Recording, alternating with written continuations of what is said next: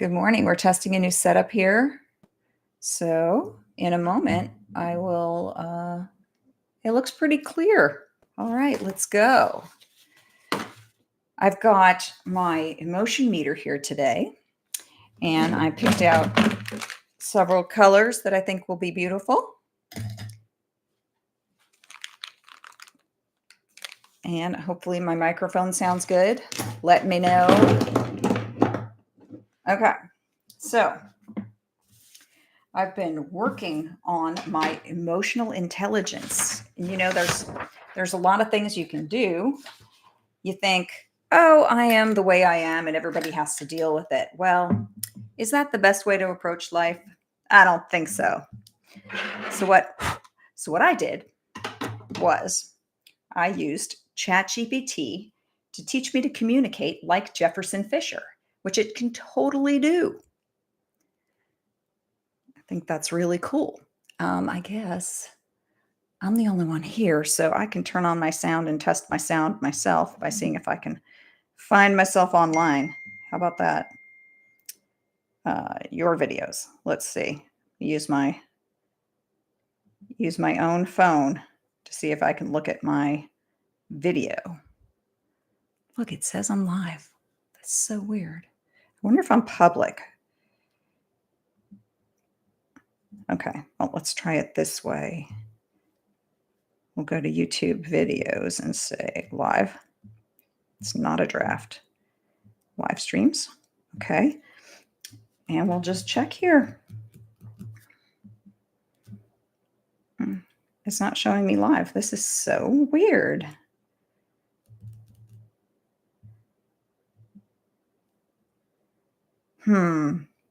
Y'all, if someone shows up, would you please give me a clue that somebody is here? It says I'm live. This is so weird. Why would my video be behind?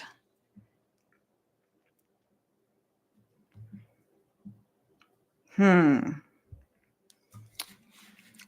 know, I guess you can always open up a page on YouTube, right? And then go to your own channel, view your channel.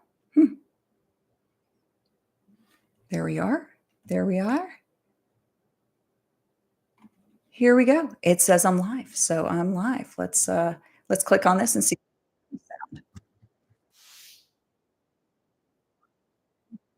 That's so funny. All right, a commercial. Oh, all right. All right. Testing.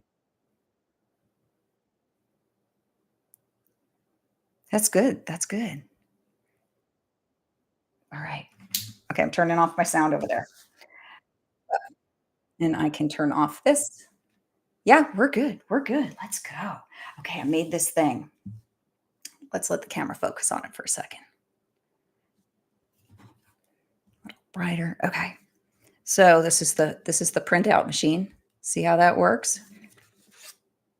I have a piece of cardstock and I put a slit in it, and so we can make a printer. You could also do this. This could be your receipt tape if you wanted to do a receipt tape. See, it's got a pink line on it. That means the tape's about to run out. Always happens at the stores, right? Here's going to be my meter right here, and we can color this. I got another item here to show you too. Let's move it right along. It's somewhere right here. See, I got this pin. And with the pin, I have made a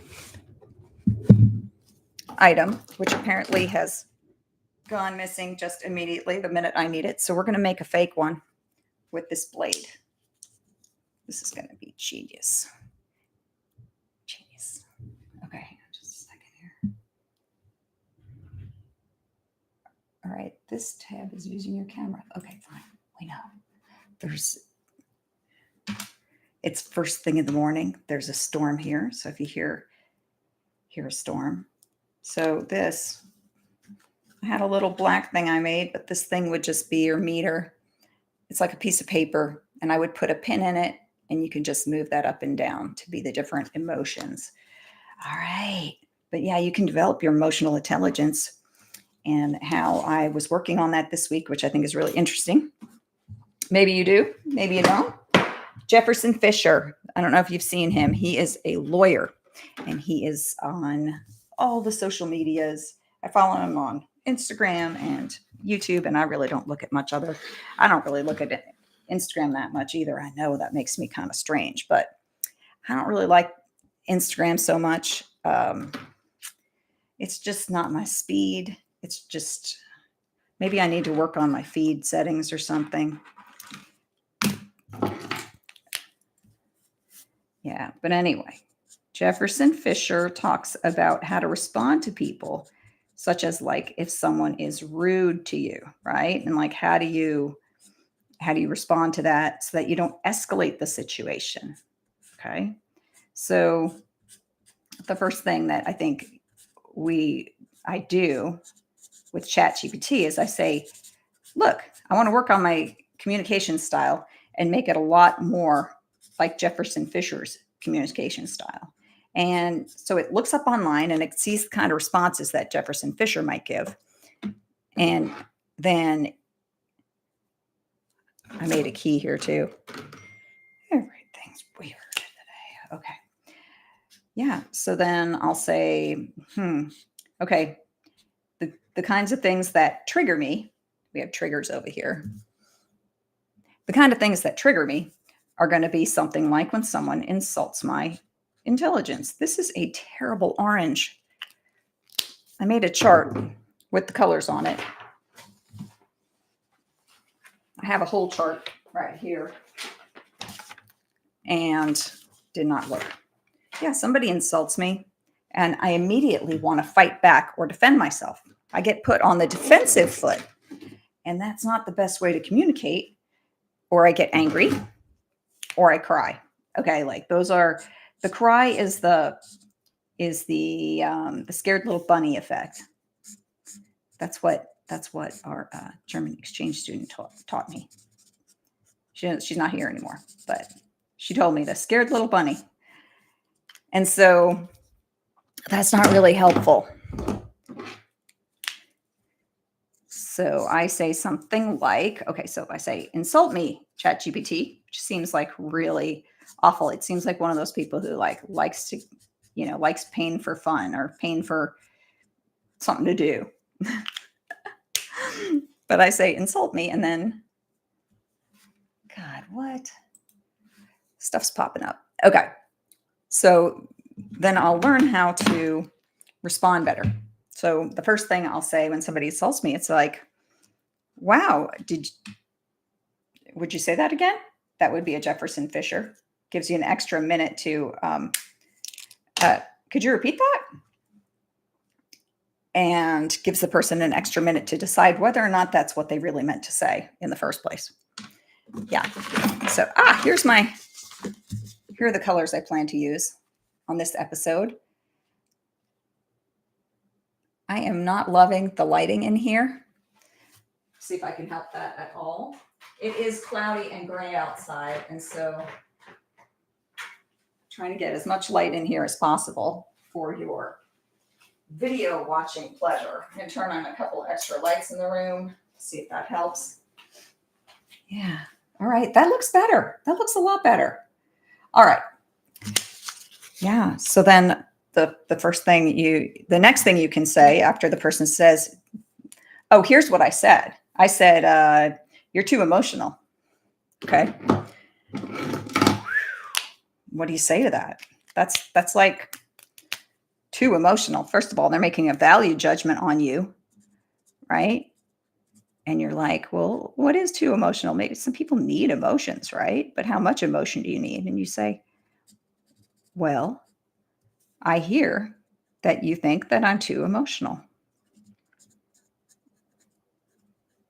And you could say, I understand that it can be annoying for people when somebody else is too emotional. Let me see if I can rephrase my comment so that without emotion, and see if you'll hear me better. How about that? So it takes me a while to form that form my response to exactly what I'm going to say to the insult, right? My final line to that will be, you know, we're all works in progress. I think you can agree with me on that. If the person's like, I'm not a work in progress, I'm perfect. Well, um, I, I can understand how you see it that way. It's sometimes it's hard for people to see their own families, and maybe you are perfect. Who am I to say? It's not mine to judge, but I'm always working on myself to get better and stronger and try and get a better emotional grasp on the situation. Maybe not.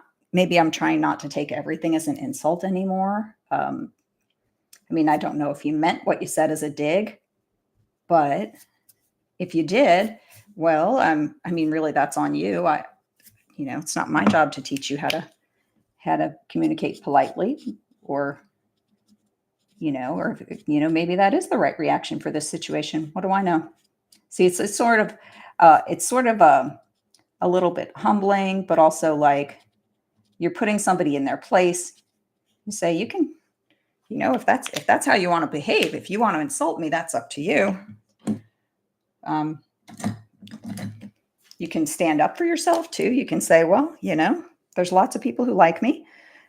Clearly, some people don't. Let's make this more defined.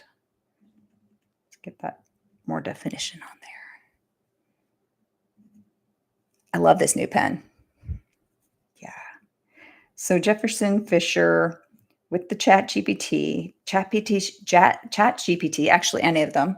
You can use Gemini also. Gemini is a Google product, so it's gemini.google.com to use that, and it's free at the basic levels. You can get higher levels. Both of these, ChatGPT is free also. You can just go to chat.com for that one. Wow. And like, how much do they have to pay to get that perfect website? 4 letters, a dot, and a com. I mean, it's perfect. This orange, I shouldn't have written it over there, and it probably won't erase out. With these alcohol markers, it's hard to remove. Once you've put the alcohol over it, it kind of locks in that graphite. So you probably know that graphite is what's in pencils now, but there are still some people who think it's lead. They still call them leads, but it's not made of lead anymore because lead's harmful. Oh, that covered it up really well. All right, that sounds good. Green.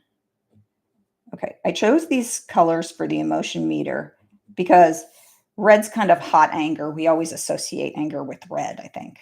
Blue is always associated with sad. And green, let's just go with it's because the opposite of red on the color wheel is green. So let's consider that like ecstatic, let's go, we're happy, all that. Did I get ink on my hand? Oh. So that's why I went with those colors. But then I thought, well, what logically would be the opposite of sad? So blue's opposite on the color wheel is orange, obviously. So that's why I chose those for the emotion meter. And what was I thinking about the emotion meter? Like, it's always this range of emotions. And I wanted neutral should be, like in my neutral state, I'm not sad, I'm not happy. I guess the blue, that'll turn gray, I think. If I take the blue and I run it right down over the orange, when you mix blue and orange together, you get kind of this gray area.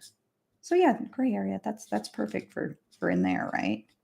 And if you do blue and red, we can do a line of red across the blue. That should turn purple. Okay. And of course, green and orange is going to make some kind of a gross muddy color. But I feel like the orange is a little big, so we'll cover it with a little more green on this side.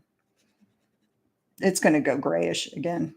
Not a great mix. But the reason why red and blue will turn a pretty color when you put them side by side is because those are primary colors.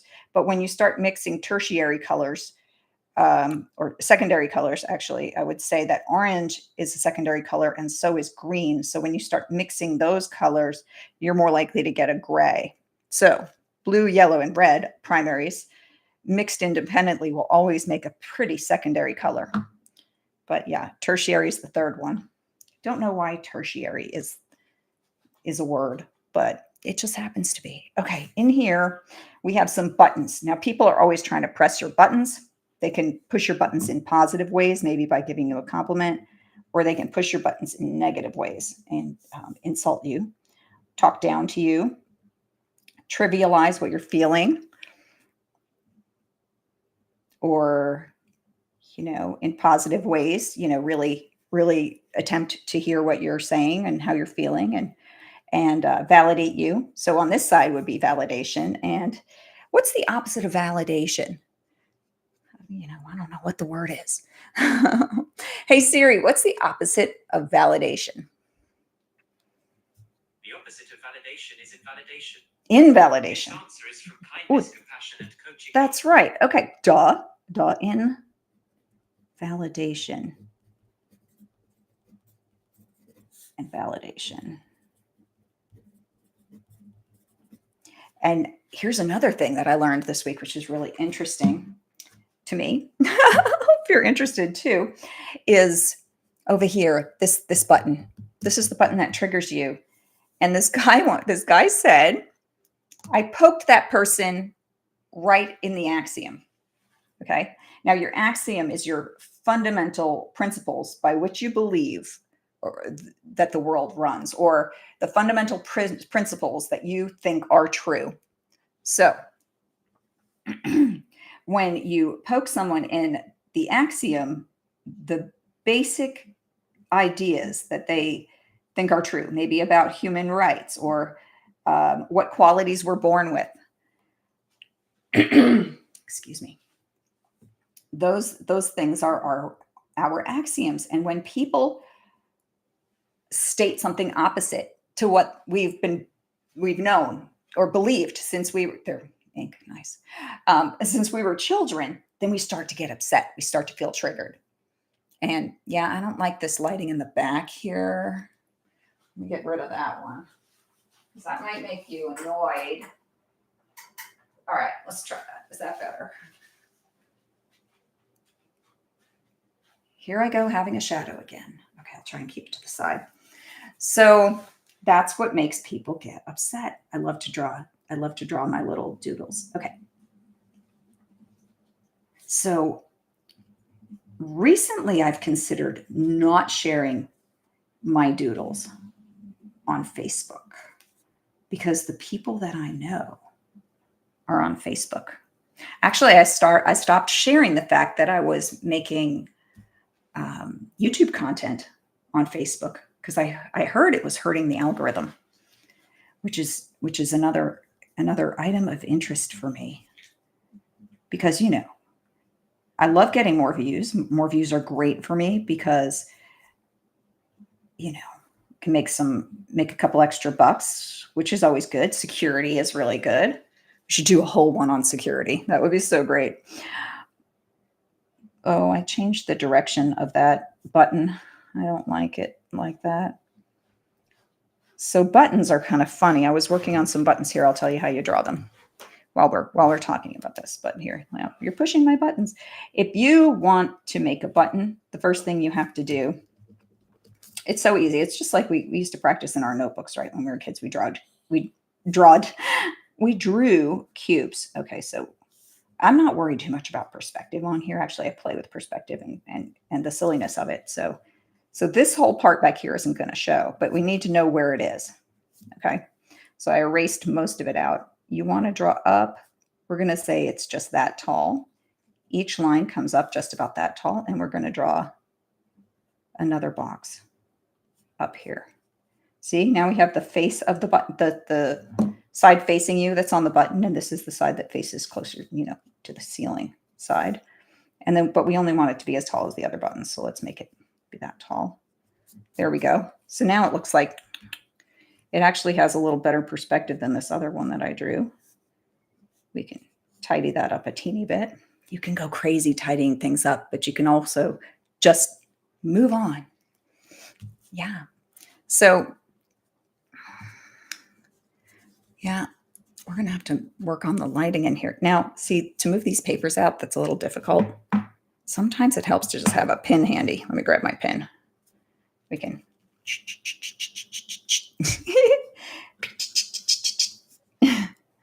All right. So yeah, that's what I've been doing. Getting poked in the axiom by the AI.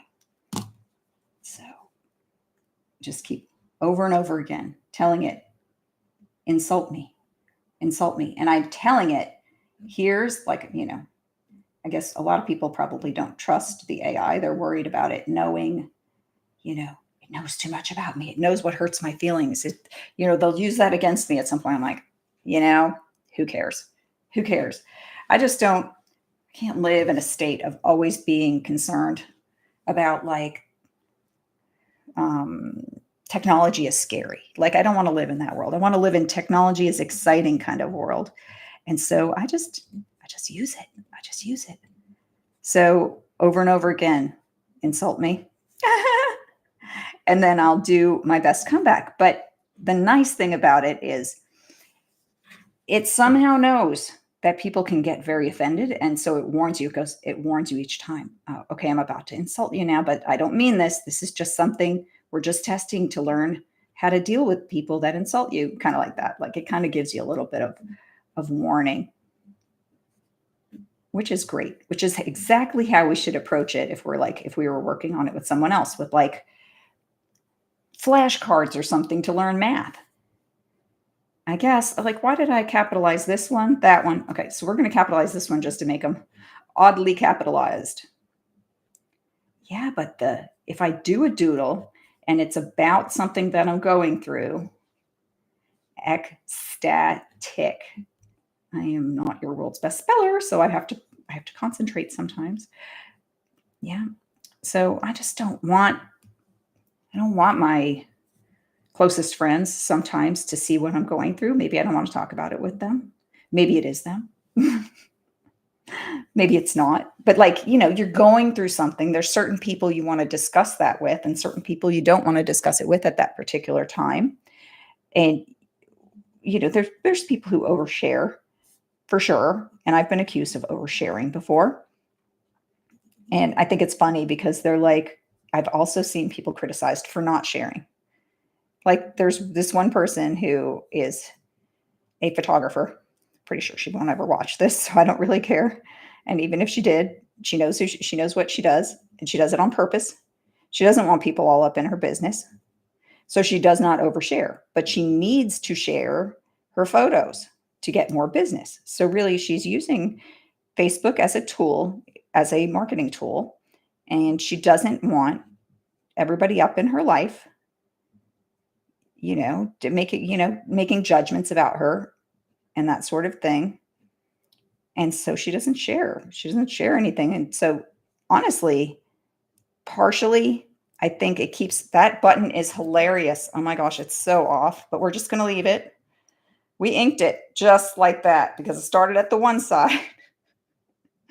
That's the danger of not working from one side to the next, because you can be consistent and whatever. But this one, I changed perspective halfway through and instead got this weird shaped button, but it could exist that way. Yeah. So, I mean, it's up to everyone to decide how much they want to share on social media. Maybe they don't want to be on there at all. I have two friends who do not do social media. And I don't know, I just don't know why one of them doesn't do it, because she's gorgeous. Maybe she gets too much of the wrong type of attention. Perhaps that's true. Let's put a little loop up here so it has a way to get nailed to the wall. This meter, like a thermometer. Excuse me, thermometer. The thermostat is the thing that gives you allows you to set your. This is funny. All right, the thermostat is the thing that allows you. Ah, crap. Let me shut this door here. If the vacuum comes down this way, I'm just going to go ahead and go shut it off, but it's noisy. So yeah, the thermostat is the thing that you set the temperature on, and the thermometer is the thing that measures the temperature. So that's why I fudged my words, which is fine. Okay, so maybe the meter, maybe you get to turn on and off the meter, so you're not really thinking about your emotions when the meter's on and off. So I love this little guys. I love tracing. It's like so relaxing. I just used a filler word. One of my goals is to stop using filler words. like, and. Those are some of my worst. Of course, the ums are terrible to listen to. Nobody wants to go to see your TED Talk if you can't speak well.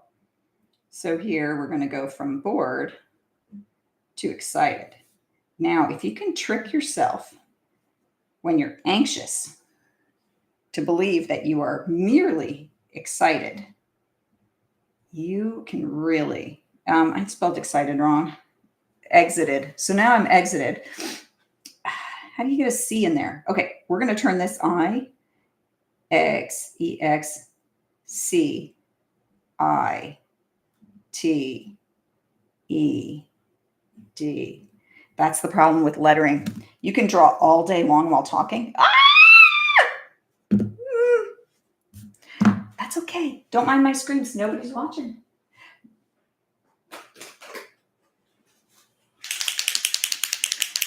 I got a lot of viewers one day. This is probably going to make it gray. It's not dry yet. I got a lot of viewers one day when I did my stream towards 4 p.m. But for me, it's very convenient to come in here in the morning. So you can just watch this after it posts, or don't watch it at all, and you do you, man. You do you. I mean, I want to make it convenient for people, but at the same rate, not everybody is off in the mornings like I am, and I probably won't be all the time anymore anyway, because I started working a factory job, and it's something where I'll be able to do some creative work, work with my hands. It's not really, it's more of artisan work than really creative work, I would say. But creative problem solving always comes in handy. Okay, that looks a little better. Sorry about screaming in your ear. Yeah. So, how do you poke people right in their axioms? Well, there are people, as you said, I think there are people who think you're born a certain way. What other things do people believe strongly? But, like, there's people who believe there is no God. There are people who believe there is a God. So if you say the opposite of the one the person believes, you will get them to go from wherever they were to angry by pushing that button. So that's not something, it's not necessarily, let's try this again. EX. I'm drawing this sideways. Let me turn it. And we're going to, hopefully the spelling, that's just a disaster. The ink just blobbed out of my pen. Yeah. Okay. I think we're going to have to wait for this paint to dry better before we attempt to repair this issue. There we go. There's some white paint. Love these Posca markers. Yeah. I'm wondering what other axioms, what other things we believe just are facts. There's a lot of strife going on because some people believe that you're entitled to be in America. It doesn't matter who you are. Anybody should be able to walk over the border, that kind of thing. And then there's other people who think, well, even if they didn't come in the wrong way, they're entitled to stay because they're just here to work hard, and we can't persecute people by throwing them back over the border. Maybe it was the parent's mistake who brought them here. Maybe it wasn't a mistake at all. But we, there's people who think that they're entitled to be here and people who think they are not entitled to be here. And so that's two different axioms, right? And when you push people on that issue, Some of them fight back. Some people fight back, and some people want more fight out of the government and say, look, we need to be a harder, stricter government. Other people say we need to be more of a humanitarian government. Some people think we should, not give out handouts. Some people think we should give out more handouts, kind of thing like that. It's funny when you go on the entitlements one. If you start saying, people call Social Security is not an entitlement because they've been hearing all along that things like what a welfare, like a welfare check or a, what do you call it? The SNAP cards, like those are considered entitlements. And it's funny, if you look up the definition of entitlement, it means something you are entitled to. But when they're mad about Social Security, they're like, don't you dare call it an entitlement. I worked hard for that. Yes, you did. And you are entitled to it. So why are you angry about, sometimes I don't understand. I'm wondering if I have a little bit of like where I fall, like why I take things so literally. I'm like, why doesn't everybody just understand the world the way I do? Of course you're entitled to it. Your whole life they've told you you're entitled to it. Here we go. So I did adjust my camera setup, still working on perfecting the lighting in here, but you have to learn to do things before you're ready, which is, I know it doesn't seem right? You think, oh, I'll get all my ducks in a row, and then I'm gonna move the lettering down here because the negative ITIVE, and then I'll just erase that after this dries. We're not going to make this mistake again. When you erase it when the ink's wet, and then you end up with like filthy hand. And I'm going to get the negative to be over here. We're going to do the letters backwards. I don't know if it'll look good. I'm not familiar with writing words backwards, but I knew where I wanted it to land. All right. So here's I should tell ChatGPT, like, what would make me upset? Oh, if people used to call me cheap or something, but I really wasn't. I don't think I ever was cheap.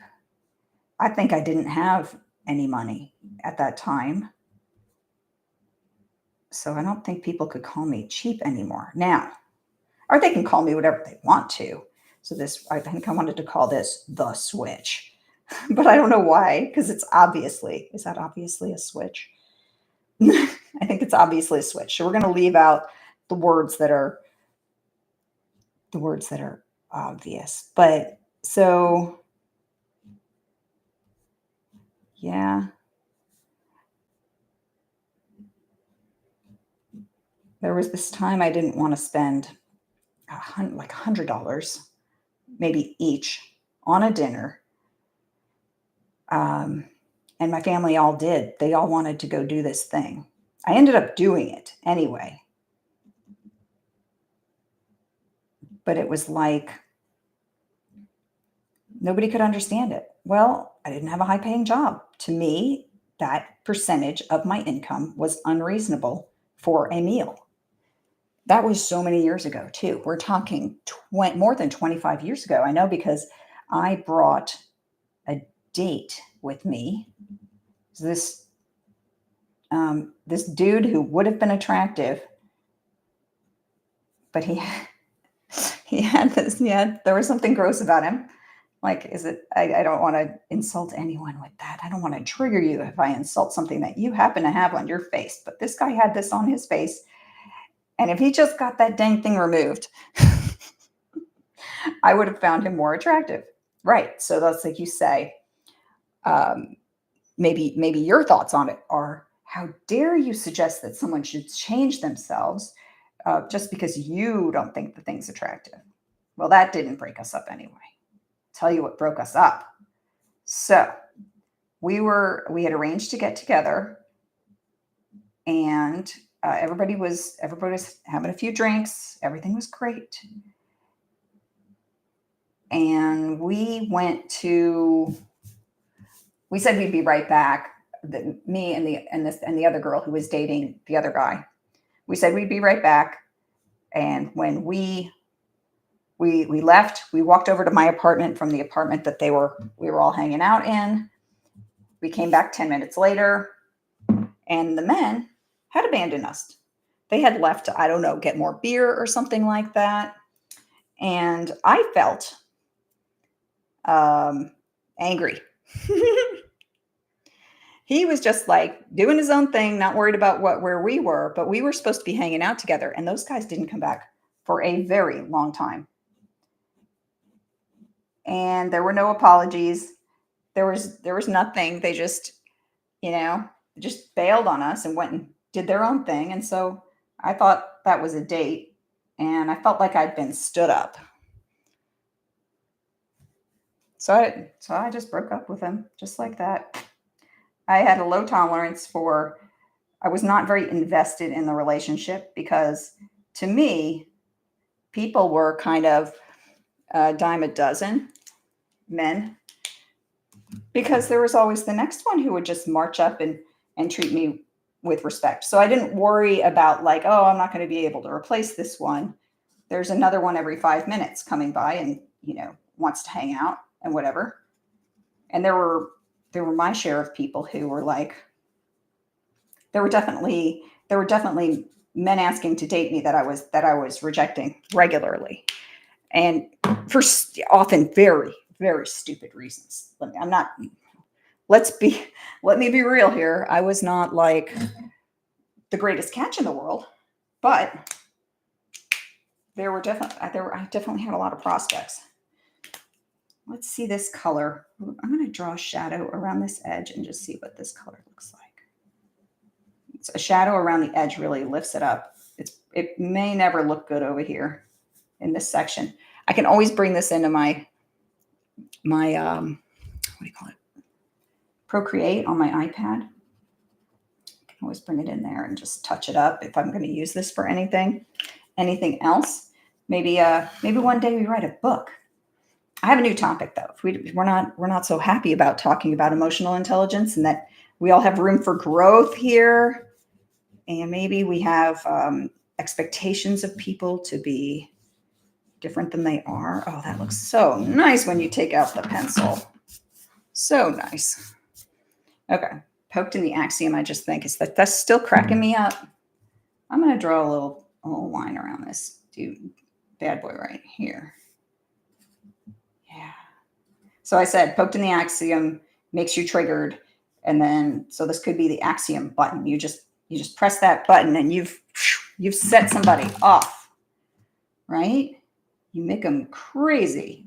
So some people who get poked in the axiom reply with violence. And I am not a violent person, but I do think that sometimes you have to respond to violence with violence because it might be the only way.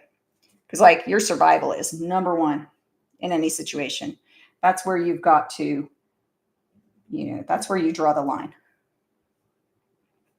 Yeah, so anger because it's like the arrow means due to. That's what I'm going with there. All right. Yeah, we're going to trace this one up. Yeah, I wonder what things like poke you in the axiom.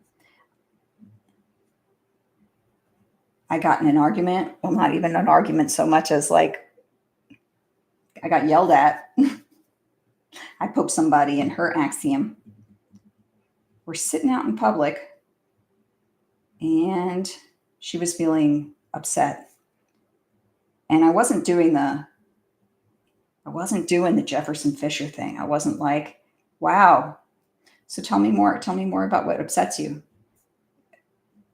Yeah. And I wasn't there to just listen. I was like, look, I could have said something like, yeah, well, we may disagree on this subject. She wasn't having it.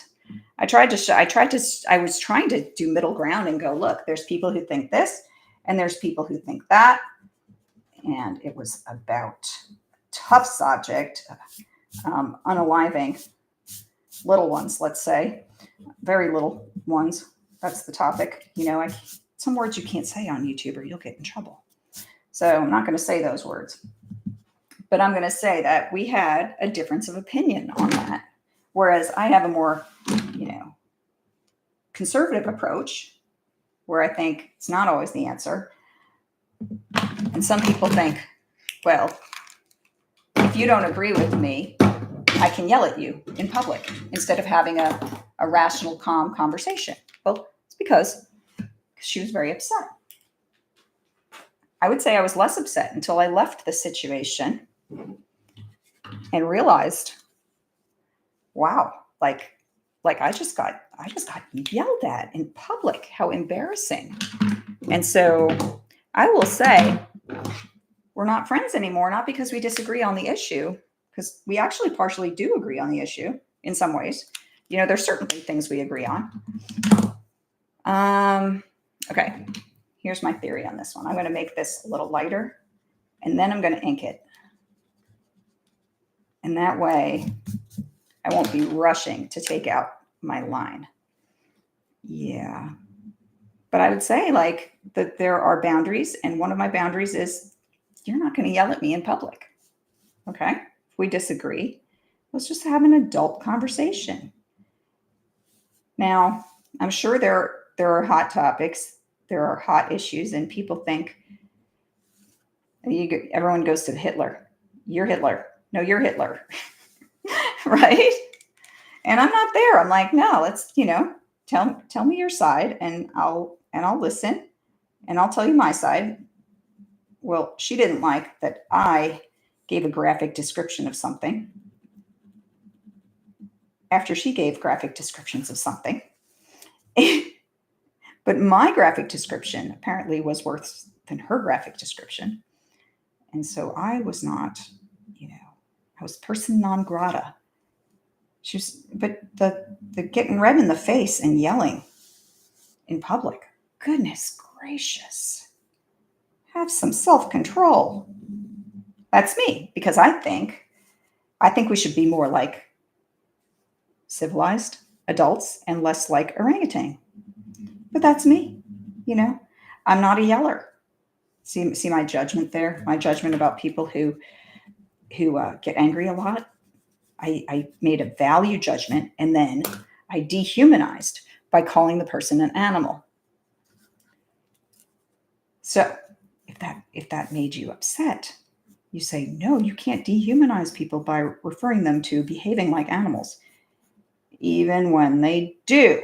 Wait, you see, dehumanize even when people behave like animals. Well, no, I think it's okay. Personally, I think it's okay to point out when people are behaving like animals instead of like logical, thoughtful human beings. Dude, the rain is coming down. Wow. We need that. We have a drought, or we had a drought. I don't know. They're already threatening that, we're not allowed to use as much water this year, or water our lawns as much as possible. Well, I think lawns are stupid anyway, but really. Ours stays green a lot longer because it's not made of actual grass. Our lawn is made of weeds. The weeds are very water conscious, If we're being, the neighbors probably don't like it, that our yard is full of what I call wildflowers. It's not just dandelions. I mean, they're literal, beautiful wildflowers that my bestie calls weeds. They're cute. I will take them and put them in a glass and make a lovely decoration. Okay, this line should be kind of faded compared to the lines up front. It should be a little bit light, or even broken a little bit, just a real thin line. I'm not putting a lot of pressure on the tip here. There we go. Okay. And I'm not finished in this area, but I just felt like moving on to drawing this little character here. Yeah. So, yeah, emotions. Now, there were times when I would get in an argument with family, And instead of doing the argument, I would just avoid that person because, trauma, like you could just walk away from it. And I was being protective of myself and my peace of mind. But sometimes it's not good, I guess, because maybe you can ruin that relationship. So I want to become a better communicator so the whole argument thing in the first place doesn't happen. That we could all get along even if we disagree. Gosh, issues are so hot button anymore. It's like I don't remember two political parties getting along so poorly when I was a kid. I better be careful here. That is still wet. Yeah. I just remember people like, oh, I always remember my parents were very conservative. I always remember them saying, the Democrats are commies and da da da. But they could still go to parties together. They could still hang out together. But now people just cancel each other.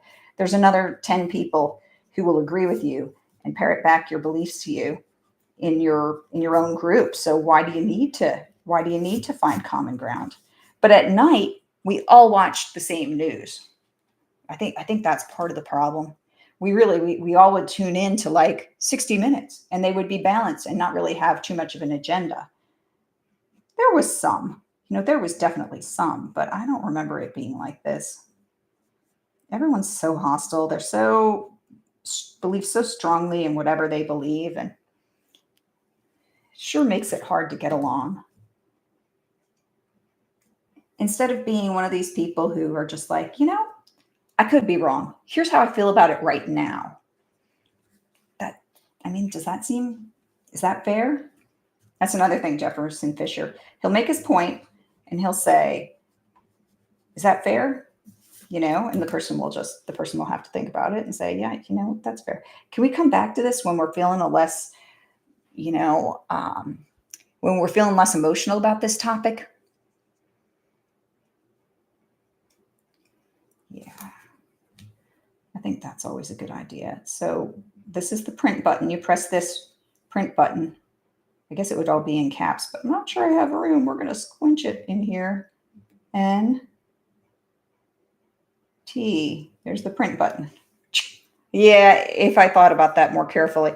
Here's the difference. When you have a pencil and you write on something, your pencil point has a narrower tip than your pen point. And so when you trace over it, sometimes you don't have as much room, but all things can be fixed. It can all be fixed. You can always redraw it. Happy little thing. So on here, let's see if I can fit the word happy.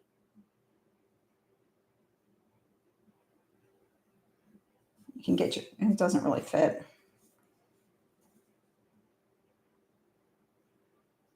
Sad. Anger. Angry, Angry. I guess you have the same as happy, anger. Happy should be angry, not anger. This one should be angry over here. Not, you have to use the right kind of word, but whatever. So anyway, that's how that would work. It would print out you can take your ticket with you and say, look, this is where I am today. I'm on an angry day. Don't talk to me. Everybody has their days, right? Let's just get a liner on this side right here.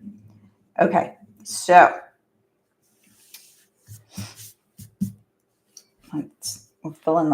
press the axiom button. Always excited to not press people's axiom buttons. So I've been testing it in actual conversations. Just like I practiced with ChatGPT, I'll just try and use it. So what you're saying is, I hear you. You can say, I hear you. So what you're saying is, you don't want me to make chicken every night. For example, just say that's the argument. I make chicken every night. You don't want chicken. And he says, well, Or I'll say, I hear what you're saying. You hate chicken. And the person will say, that's not what I said at all. What I said was, I don't want to eat chicken every night. And I'll say, okay, so you just want me to have more variety in what, what I serve here. Yes. Okay, we've come to an agreement. It's like I could have started with, um, I'm sick of eating chicken.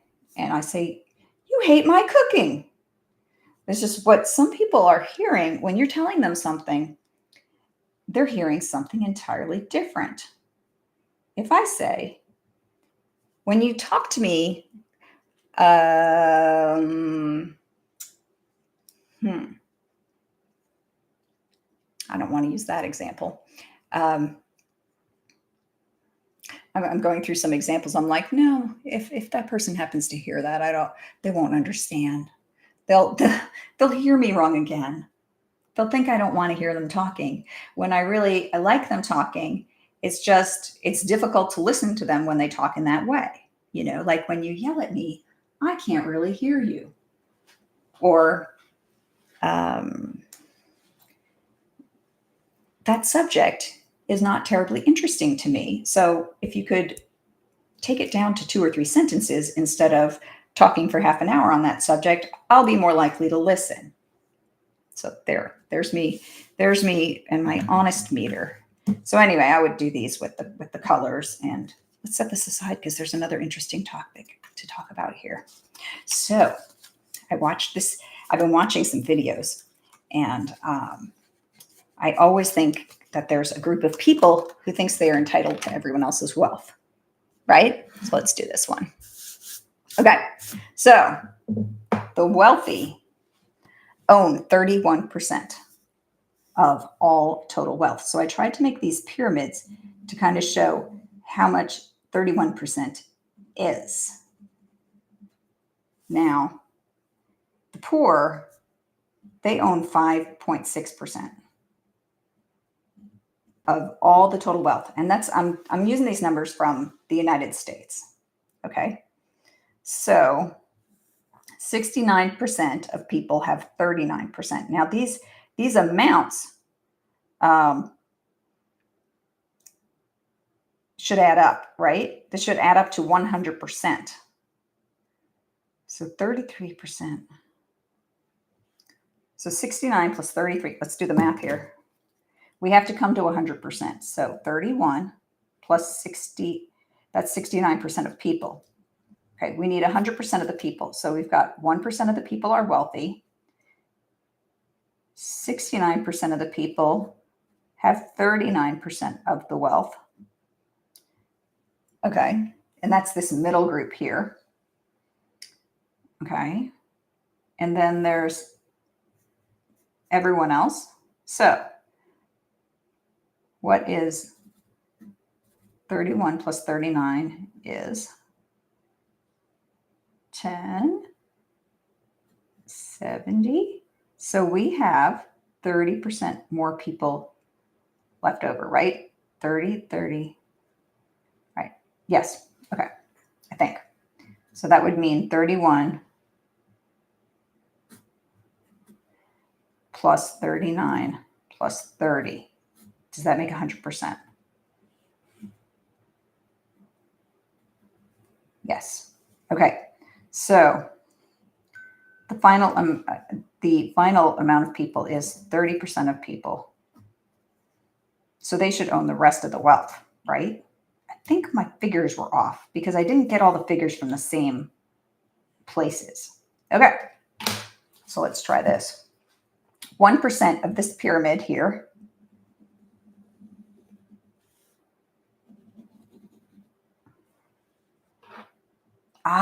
the lower class is 30% of the people. But this is the percent. So 33% of the people.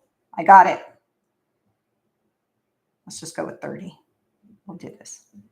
30% of the people are in this group who only own 5.6% of the total wealth of the world. My world, the USA. Okay, so this would be 69% of people. And they have 39% of the wealth.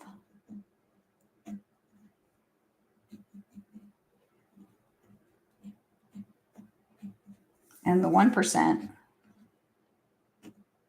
which is like almost nobody, and they have 31%. Something is off here because, again, we need this 30%. So it must be a 30%, 69, 1%. Okay. Here's the problem.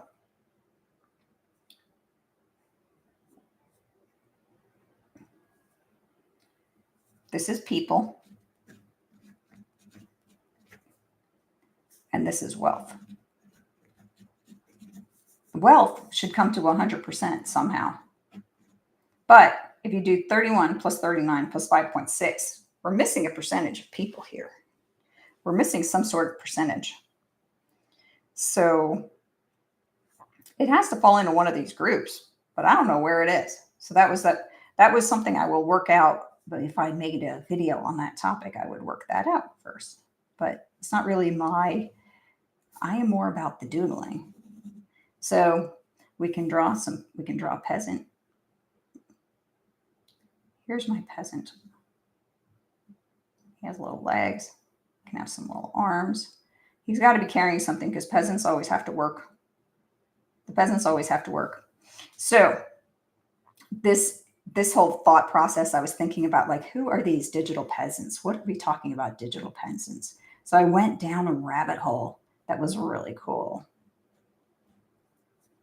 I'm really still learning how to use this pen to make good letters. And I don't write so much anymore. Right. So anyway, I was trying to break up the 69% of people with 39% of the wealth. I was trying to break up these groups. The elite is the 1%. Actually went into the AI, trying to figure out how much of this triangle would be 100%. And it took forever. This is something the chatbot does not do well. It does not translate math into drawings very well. And it, like, figuring the area and then telling it to draw a line where that section of area for 1% is, took, oh my gosh, probably 17 times. I had to ask it. I finally got Gemini to draw it pretty accurately. But anyway, that was a thing. So I got to talking about digital peasants. Let's go over here. So these things don't have drawings to go with them yet. But what I was studying was, it started over here. It's backwards. It should be from left to right, the way thoughts go. But I started writing about it here. I needed more space, so I went here and then over here. So digital peasants I heard about, and I'm like, what the heck is a digital peasant? And those are the future version of feudalism. So feudalism was where there were a whole lot of people who had to work, like a very low working class. They could only rent, and they had to rent off the lords. Okay, so the lords live in let's say that the lords live in the castle or something, or Downton Abbey. So the lords live in this, like, little castle place, right? And then they have they've got to have a moat around it. So you need the moat around it because that keeps the peasants from invading. But like on a good day, you're having a party, people are coming to visit, you got the soldiers outside, you can have your door open and your drawbridge down across your moat. Wait, they don't really have points on the top, do they? They need more of a castle top, which is more of a cylinder. So you draw a cylinder like this, and then you'd have to draw those little cutouts that make it a castle like that. And you got to have some dudes up here with some bows and arrows and whatever. So you got to keep the peasants out. So you got your little peasant people, and they would like to raid and go get your wealth. Okay. And then you got these other people. You got the in-between people, because there's always in-between people. And the peasants are always permanent renters. But you also had the townspeople. So in your little shops in town, let's just draw it like Main Street, USA, the town square kind of people. You'll have the shoemaker here. he makes the ladies some nice shoes. He's a cobbler. He probably makes everybody a beautifully handcrafted pair of shoes, right? Out of like real materials and everything. Yeah, so the cobbler, you got your candlestick maker, a baker. Here's a loaf of bread. Loaf of breads are so fun to draw. You got your loaf of bread. What else do you need? You got other suppliers. You got people who supply the flour. You get a big old sack of flour here. Pot of gold. That looks more like a pot of gold, but you know. So those people are like the middle class, like not even the middle class. There's like an upper class. Maybe they're in there. Maybe they're mid, upper mid, and then this huge, like, okay, so say you have 20 people in this class in the country, and then you've got hundreds of people or thousands of people in this class, and then you've got millions of people who are just hand to mouth with food. So that's kind of like they grow crops, but they owe most of the money to the renters. I mean, to the rent. And then they owe a portion of the crops also to the Lord. And then they also have to pay a tax, like big taxes. And so that's what's keeping them poor, because they stay permanent renters. Now, there's a whole lot of debate right now about if you should buy a house or not. All the rich people I know have houses. So, but there's a bunch of people online saying, don't buy a house. It's a trap. You're going to lose money. And I'm like, okay, maybe the timing's bad to buy a house. Sure. And maybe impossible for a lot of people. But I mean, the blanket statement that buying a house is a terrible idea is like, I guess you don't go to the people online because you don't ask them, because they are not going to be responsible if you go broke. You're not going to get anything out of them. So, I mean, they can just throw their advice around any way they want to. Everybody needs personalized financial advice. You got to look at your own situation. But hardly anybody is hurt by having a budget. So I can't think of anybody who's hurt by living by some sort of a plan and a budget. So yeah, so in here they need a little grassy area around here because you got to build on something. You can't just float your castle. So this here is the moat. All right. So the lords, they have the power, wealth, and control. And that's concentrated in the hands of a few. Very few people. And everybody else, all the peasants here, which are atrocious little stick figure people because they have to be very small, they are completely dependent on the Lord. Why? Because they don't have anywhere to live unless they rent land from him. They have to rent land to grow the food on.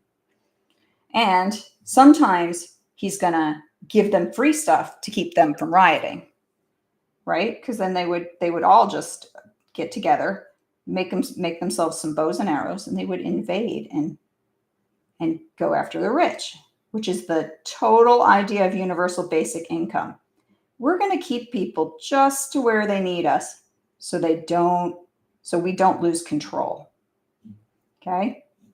Because otherwise you have the French Revolution all over again. Right?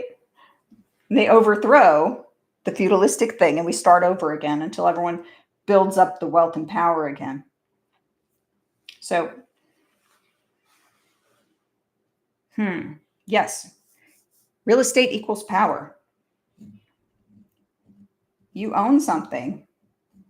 Sure, you have to pay taxes on it. It doesn't feel like you really own it, though, does it? When you have to pay taxes on it, and the law, maybe you don't. Okay, the law doesn't require that you have, what do you call it? Homeowners insurance. I don't think the law requires that you have it, but you risk losing all of it if you don't have it. So homeowners insurance could be like between $2,000 and $6,000, maybe for a normal person, like $2,000 and $6,000 a year. So you always feel like you're one of the serfs. Now, I suppose if you're very wealthy already, it seems like not much of your income, like what percentage of your income you're paying into that, it doesn't feel like very much. And that's the situation. Like it feels like too much to the permanent renter class to pay for mortgages and all that stuff. It's what percentage of your income, that's the total. Gotta move my mouse out of the way here and like readjust. Okay, so here, corporate serfdom. So you used to have that piece of property that you were growing food on, and you'd have to give some of that, or maybe you wove fabric and you had to give some of the clothing to them, or maybe you had to sell it to this guy, and maybe that helps you get up, and maybe one day you can move into the merchant class. I think there's always a way. There's always a way to move out of the class that you're in with enough determination. Maybe you can marry your way out. Maybe you could. Maybe you're a peasant, but you're really good looking, right? And you can marry the candlestick maker, and you can you pull yourself out. Okay, or the Lord takes a liking to you and you can get a really good job working for the Lord. I don't mean Jesus or something like that. I mean, we're talking lords and ladies and kings and whatnot. Yeah, the taxes would go to the king, but the king then dispenses it back to the lords and keeps them in the situation that they are in. So corporate serfdom, let's move on to, this is now. So corporate serfdom is like gig workers. You can never get ahead. Corporate. Let me know if I spell anything wrong. Serfdom. Okay.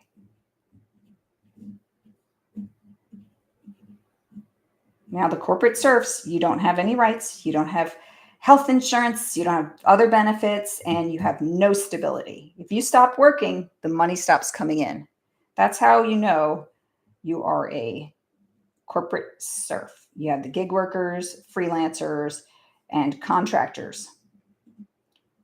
All these people struggling to get by, you make any bad choices, and you could end up on the street. And that's the fact of being a serf. You can end up moving back in with mom and dad, or never moving out in the first place, because you're kept at a level where you just can't make enough to move into the next class of people. Okay, so that's DoorDashers, Uber drivers, Airbnb. You're never going to get ahead. The way that the DoorDashers get screwed. Sure, you can make money right up front. You can go make a quick $100 if you need it for that night, but you're taking value off your vehicle. You need to make sure to be writing off all of those expenses that you're gaining. Crap. Stay right here. Something's happening.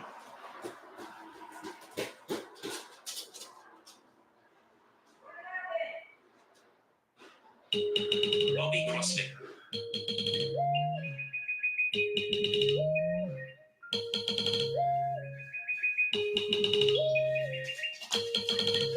All right, so my vacuum ate my dog's bone. Just sending that to voicemail. Bestie calling. All right. So the gig workers have few rights.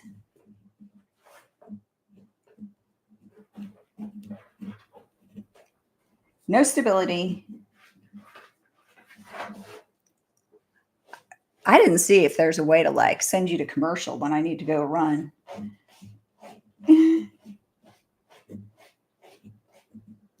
When I need to go talk about something, and no benefits.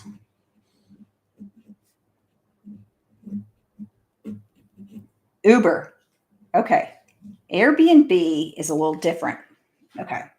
This one's different because you can do some work using an asset that can make you money while you are doing something else. You can actually set that up to be more of a, what do you call it? Like automated system. So the upper middle and the 1% is awesome because they can have private security, which is the moat essentially, right? The moat and the guards, they don't have to mix with little old you and me who are normal people. They live on little micro states. Like, say you're in Los Angeles. Currently, there are riots happening, which, which one is it this time? There's always something going on. People get upset and they start acting like savages.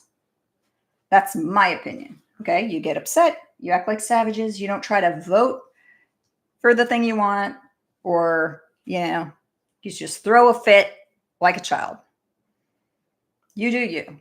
That's what you're into, whatever. So, gated communities. Inside that gated community, they are insulated from the choices that they have made from, you vote for somebody bad, but you build yourself a fence. So you don't have to put up with the absolute lawless nonsense going on. Okay. Maybe it's not nonsense. Maybe it's, it's a strong, everybody's got strong feelings. And so we're going to call those the New Age castles.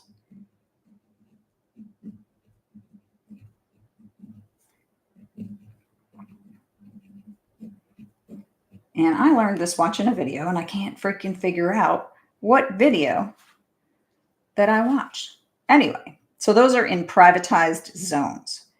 And the middle class is weakened. So we are constantly at risk of dropping into the peasant class. We middle class people. If you're just sitting around watching this today, you might be middle class. Or maybe you're low class because you don't have an income coming in. Or maybe you're, for whatever reason, maybe you got sick. That can put you in the lower class here. So, yeah, the massive control that the feudal powers that the rich have, they have massive control of the global wealth, and they can keep you being a permanent renter. Some people think it's evil to rent property to someone else. Even though people need places to move into, they need homes. If we just say the powers, the gig workers decided to rise up, we're not taking it anymore. We are burning it all down, and we're going to build shacks where it all was before, right? That's how they overthrow the castle. Okay, they're like, they burn down the castle, they chase off the wealthy, and then they decide to start over with nothing. That's one way that ends, maybe. I'm not recommending that, obviously. Violence is stupid. But yeah, they were calling it digital fiefdom. If we all went to school, fiefdom is the system, I guess. Also, let's look up what that word means. Hey Siri, what does fiefdom mean?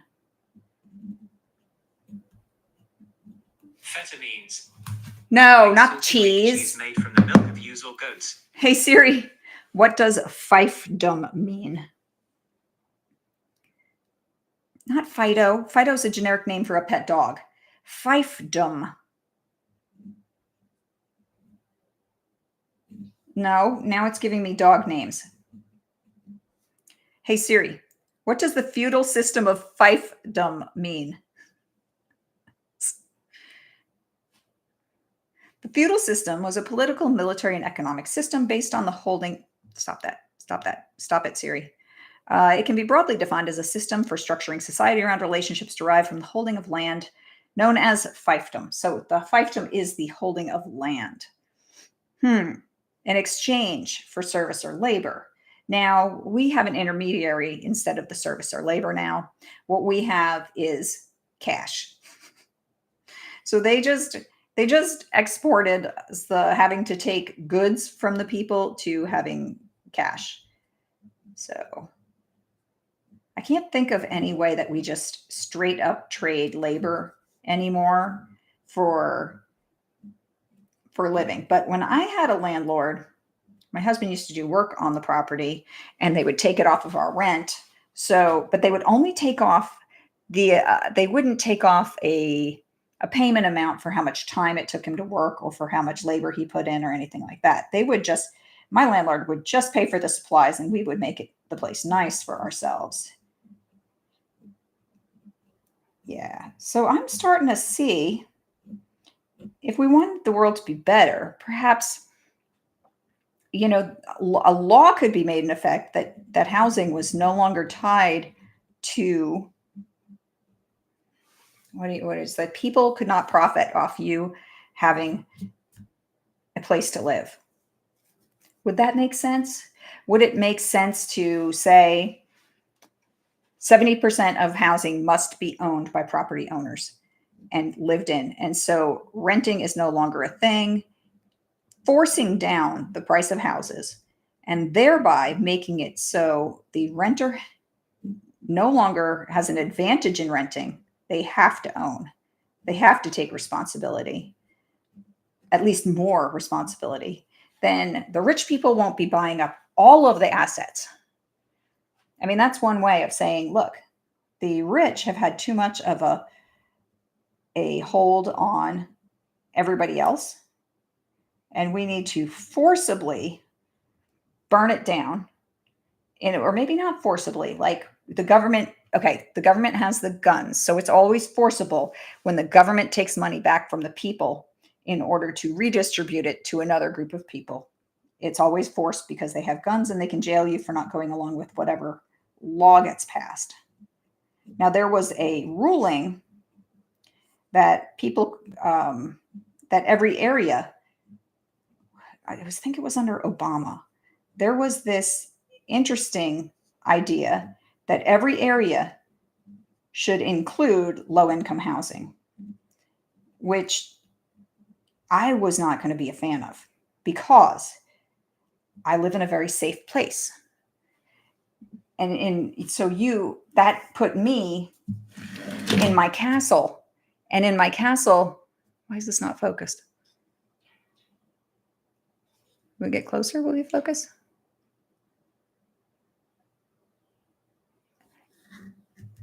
In my castle, I felt safe. Okay, this is my town, and it's so far away from everything that if you forget to lock a door, nobody's coming in. It's like you can get away with it sometimes. Not always. I mean, there's still break-ins and things now and again, but rare, like super rare. So that's why I was like selfishly, I will be not a fan of forcing places to have housing for the poor. Where I see as it's good for the poor people, but it's bad for the bad people. So I think there must be another solution, right? But weakening the middle class because they can't afford housing is terrible. So for me, I suspect I have this kind of weakened middle class. I have this suspicion that part of the problem was states, counties were allowed to increase what they say the assessed value of your taxes were, the assessed property value. And as they did that, people were seeing that assessed value and thinking that was the value of the property. And therefore, we started these bidding wars. People moved from other places with more money than this place, and they were able to come in and drive up the housing prices. And these people, the wealthy, they came in and they bought a lot of the houses in order to rent them out and make, like, basically raise the price they use. And there's a software program they use to do price fixing, and it forced people out and into really high rents. So people are essentially in this feudal state now. Like, I think this is a thing. I know what the problem is. I don't know what the solution is for sure, but I know that there has to be places that you can live having a normal kind of salary. I mean, that would be without having to have nothing in the end. I really didn't write that bigly. I didn't write that big. It's just we're really close here.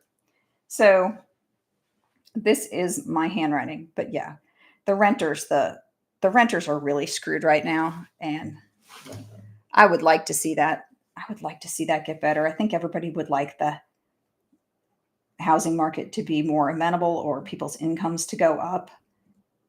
There's all these different solutions people have about how to get incomes to rise. Some people think if you raise the minimum wage, it doesn't cost the world anything, and but to me it seems like it's a band-aid, since really, who's paying the minimum wage, right? So there must be some other answer, right? Because if you raise the minimum wage, it just makes it so your kid who has no experience and no skills and whatever can't get a job at all. Maybe it doesn't. I mean, they don't really make that.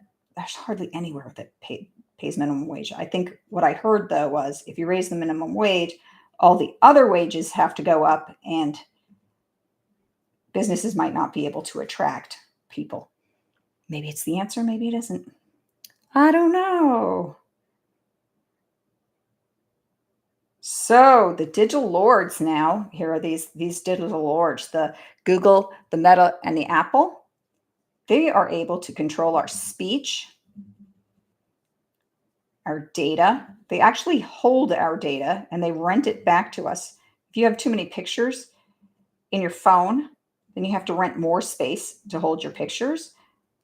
Or you can do what I just did, which is I had my son install more computer storage in my computer, and we moved all my photos onto my computer so that I'm no longer paying $9.99 to Apple. But once you're paying $9.99 to Apple and it's difficult to get your photos off, you can't even switch from Apple to a cheaper kind of a phone if you wanted to switch to an Android phone. So we had this. Also, I needed to deal with my digital storage because I make videos.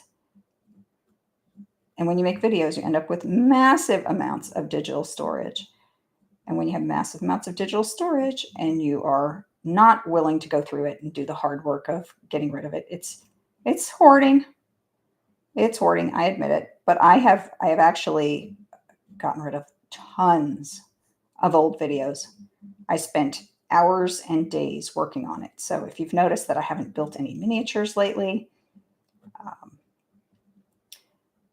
that's why. That's one reason.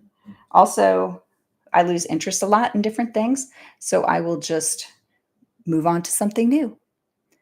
Someone gave me a like. I don't know why, because I hadn't even seen a person get on here, and not a single person has hopped on the chat.